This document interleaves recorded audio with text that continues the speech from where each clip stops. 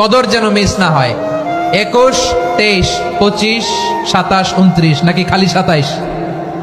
আপনারা কি খালি 27?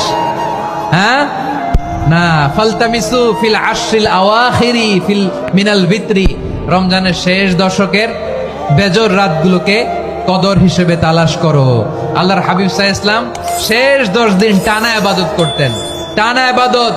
ইদা জাআল আশরু আহিয়াল লাইলা আইকাদা আহলা ওয়া জাদ্দা ওয়া শাদ্দাল মিজার, সারা রাত জেগে ইবাদতের নজির নবীজির নাই, শুধু রমজানের শেষ দশক ছাড়া। সুবহানাল্লাহ বলেন।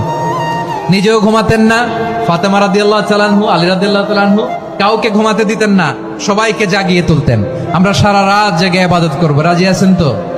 কদর যেন আমাদের মিস না হয়। আজকে থেকেই ক্যালেন্ডারে মার্ক করে রাখেন, সব কাজ পেছনে ফেলে, সব ব্যস্ততাকে পেছনে ফেলে ইবাদতের জন্য আমরা প্রস্তুত থাকবো কদরের রাতে। কোনোভাবে কদর যেন আমাদের মিস না হয়, ইনশাআল্লাহ। বলেন তো সবাই।